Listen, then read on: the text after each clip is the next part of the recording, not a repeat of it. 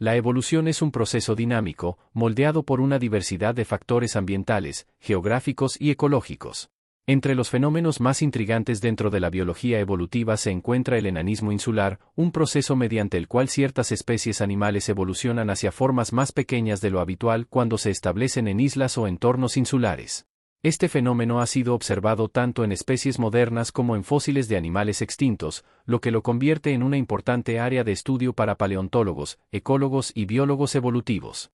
El enanismo insular no es una mera curiosidad. Representa una poderosa expresión de cómo las restricciones ambientales pueden alterar profundamente la trayectoria evolutiva de una especie. Este video explora en profundidad el enanismo insular desde múltiples perspectivas, su definición, causas, mecanismos evolutivos, ejemplos emblemáticos, relevancia en la historia de la vida en la Tierra y su implicación para la conservación moderna. El término enanismo insular se refiere a la tendencia evolutiva de animales grandes a evolucionar hacia tamaños corporales mucho más pequeños cuando quedan aislados en islas. Este patrón es común en ambientes insulares que carecen de grandes depredadores y tienen recursos limitados. La contrapartida de este fenómeno, el gigantismo insular, se refiere al aumento de tamaño en especies pequeñas, como roedores o reptiles, al establecerse en islas. El enanismo insular forma parte de lo que se conoce como la regla de la isla, propuesta formalmente por el biólogo Bristol Foster en 1964. Foster observó que muchas especies animales experimentan un cambio significativo en su tamaño corporal al quedar confinadas a hábitats insulares. Según esta regla, las especies grandes tienden a reducir su tamaño, mientras que las pequeñas tienden a aumentarlo. Varios factores contribuyen a la aparición del enanismo insular, y su combinación varía según la especie y la isla específica. Uno de los más importantes es la limitación de recursos, ya que las islas suelen tener menos disponibilidad de recursos que los continentes.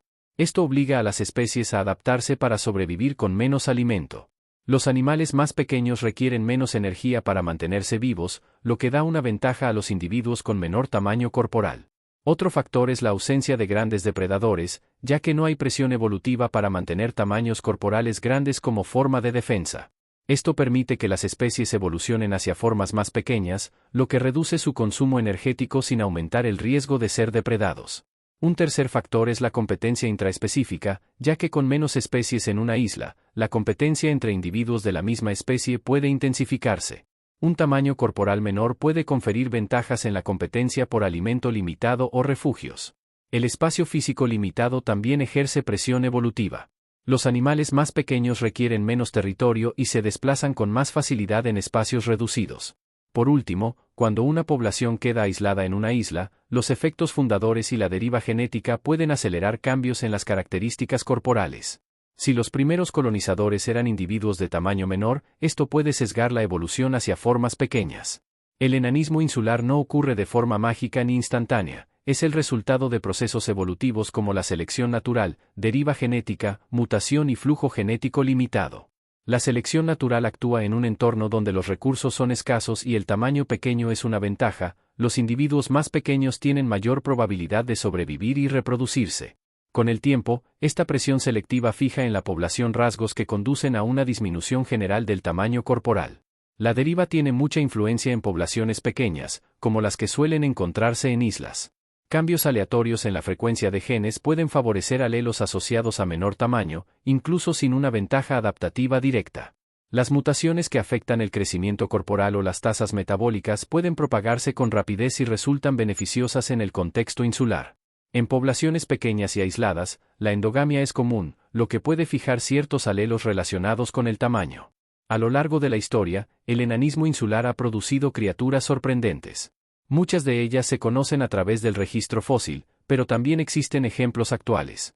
A continuación, se presentan algunos de los casos más estudiados. En 2003, los arqueólogos descubrieron en la isla de Flores, Indonesia, los restos de un homínido adulto que medía apenas 1 metro de altura. Bautizado como Homo floresiensis, este homínido vivió entre hace aproximadamente 100.000 a 50.000 años y presenta características anatómicas únicas. Su pequeño tamaño cerebral, que era 4.5 veces más pequeño que un Homo sapiens, y corporal ha generado controversia, pero muchos científicos lo consideran un claro ejemplo de enanismo insular. El aislamiento de la isla, la escasez de recursos y la ausencia de grandes depredadores habrían favorecido esta drástica reducción en tamaño. Los mamuts lanudos, grandes herbívoros que dominaron las llanuras del Pleistoceno, también experimentaron enanismo en islas.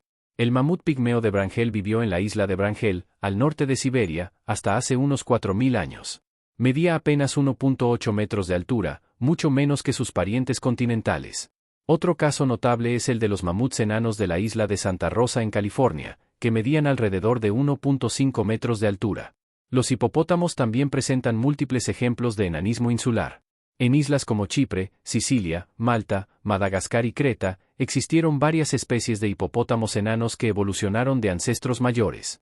Por ejemplo, Hippopotamus minor, que habitó la isla de Chipre, medía solo 1 metro de longitud e Hippopotamus madagascariensis vivió en Madagascar hasta hace apenas 1000 años y era más pequeño que los hipopótamos modernos. En Filipinas se hallaron restos de un rinoceronte enano extinto, Rhinoceros philippinensis, adaptado a las condiciones de las islas del sudeste asiático. Aunque los restos están fragmentados, se estima que era mucho más pequeño que otros rinocerótidos del continente. Durante el Pleistoceno y Holoceno, varias islas del mar Mediterráneo albergaron especies de elefantes enanos. Entre ellos destacan Palaeoloxodon falconeri de Sicilia y Malta, que apenas alcanzaba 1 metro de altura, y el Epa saípriets de Chipre, con una altura de 1.5 metros. Estos animales evolucionaron a partir de ancestros de gran tamaño como Palaeoloxodon antiquus, y su reducción se debió a las restricciones propias de las islas. Aunque muchas especies insulares enanas se extinguieron, hoy en día aún existen ejemplos vivos de enanismo insular. Por ejemplo, el ciervo de Yakushima habita la isla del mismo nombre y es considerablemente más pequeño que sus parientes del continente japonés.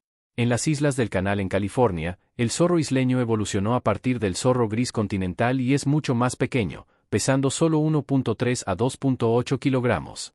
Pequeños mamíferos como musarañas, lirones o murciélagos han mostrado también reducción de tamaño en islas, en especial aquellas con recursos alimenticios escasos o refugios limitados. La reducción de tamaño puede cambiar la posición de una especie en la red alimentaria. Un herbívoro grande convertido en enano necesita menos alimento y puede cambiar sus patrones de alimentación. A su vez, su disminución corporal lo hace más vulnerable a depredadores, si es que existen, o bien, facilita la convivencia con otras especies. Las especies enanas consumen menos recursos, lo que puede disminuir la competencia interespecífica e intraespecífica. Esto permite que coexistan más especies en un mismo espacio. La reducción de tamaño puede ir acompañada de cambios en la biología reproductiva, como un mayor número de crías por camada, menor tiempo de gestación y mayor frecuencia reproductiva. Sin embargo, esto también puede aumentar la vulnerabilidad genética, debido al tamaño reducido de las poblaciones y al aislamiento. Las especies enanas de islas son extremadamente vulnerables a las perturbaciones, ya que sus poblaciones son pequeñas y endogámicas, carecen de defensas naturales contra nuevos depredadores, sus hábitats son frágiles y limitados y tienen una baja capacidad de dispersión. Muchas extinciones recientes, especialmente desde la llegada del ser humano, se relacionan con estas debilidades. El dodo de la isla Mauricio fue exterminado en menos de un siglo tras la llegada de humanos, el moa de Nueva Zelanda fue cazado hasta la extinción por los maoríes y los mamuts enanos desaparecieron poco después de la colonización humana de sus islas. La aparición de especies enanas en islas no es una rareza anecdótica, sino una respuesta sistemática y predecible a presiones ecológicas muy concretas. El enanismo, en este contexto, se convierte en una solución adaptativa que permite la supervivencia en condiciones energéticamente limitadas. Así como el gigantismo insular favorece a las especies pequeñas al liberar nichos vacantes, el enanismo insular favorece a las grandes especies al hacerlas más eficientes en el uso del espacio y los recursos.